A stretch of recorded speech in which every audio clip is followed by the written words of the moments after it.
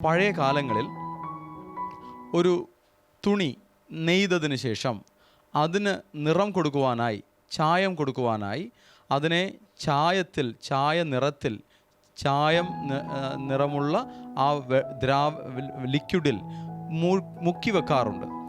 അതിനെ മുക്കി വെച്ചതിന് ശേഷം പുറത്തെടുക്കുമ്പോൾ ഏത് നിറത്തിലുള്ള ചായത്തിലാണോ മുക്കി വെച്ചത് ആ നിറത്തിലായിരിക്കും ആ തുണി പുറത്തു വരിക. അപ്പോൾ സ്നാനം, കർത്താവിൻ്റെ നാമത്തിൽ വിശ്വസിച്ച് സ്നാനമെടുക്കുന്ന സ്നാനം, അതിനും ഇതേ സന്ദർഭത്തിലുള്ള ഒരർത്ഥമാണ് കൊടുത്തിരിക്കുന്നത്. എന്ന് പറഞ്ഞാൽ ഒരു അവസ്ഥയിൽ നിന്നും മറ്റൊരു അവസ്ഥയിലേക്ക് മാറുവാനുള്ള ഒന്നാണ് സ്നാനമെന്ന് പറയുന്നത്. മാനസാന്തരത്തിൻ്റെ ഒരു സ്നാനമാണ് യോഹന്നാൻ സ്നാപകൻ ആ കാലഘട്ടത്തിൽ യഹൂദിയയിൽ യോർദാൻ നദിയിൽ കൊടുത്തുകൊണ്ടിരുന്നത്.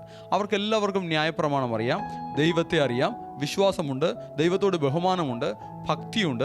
പക്ഷേ അവർ ദൈവത്തെ വിട്ട് അകന്നുപോയി എന്ന സാഹചര്യത്തിൽ ദൈവത്തോട് കൂടെ അധികം അടുത്തു വരുവാണ്ടൊക്കെ വേണം അവരുടെ പാപജീവിതത്തിൽ നിന്നും ഒരു വിശുദ്ധീകരണം നടക്കുവാൻ വേണ്ടി പ്രതീകാത്മകമായി പ്രവാചകൻ തന്നെ യോർദാൻ നദിയിൽ അവരെ മുക്കി സ്നാനം കൊടുത്ത് അവരെ പുറത്തു കൊണ്ടുവരുന്നു.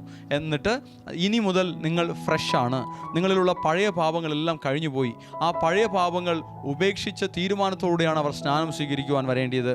ഇനി പുതിയ മനസാക്ഷിയോടുകൂടെ ഞാനിനി ദൈവത്തിൻ്റെതാണ്, ദൈവത്തിൻ്റെ മുന്നിൽ വിശുദ്ധീകരിക്കപ്പെട്ട ഒരു വ്യക്തിയാണ് എന്ന ബോധ്യത്തോടുകൂടെ ജീവിക്കണം എന്ന ഒരു ബോധമാണ് യോഹന്നാൻ സ്നാപകൻ അവർക്ക് കൊടുത്തത്. സ്നാനം എന്നുള്ളതിനെക്കുറിച്ചാണ് നാം ചിന്തിച്ചത്. സ്നാനത്തിൻ്റെ അർത്ഥം ടു ഡിപ്പ്, ടു ഇമ്മേഴ്സ്, മൂழ்കുക എന്നുള്ളതാണ്. പാപബോധത്തോടുകൂടെയാണ് സ്നാനം എടുക്കേണ്ടത്. ഒരു പഴയ ജീവിതത്തെ അവസാനിപ്പിച്ച് പുതിയ ജീവിതത്തെ ആരംഭിക്കുവാനാണ് സ്നാനത്തിൻ്റെ ആവശ്യം.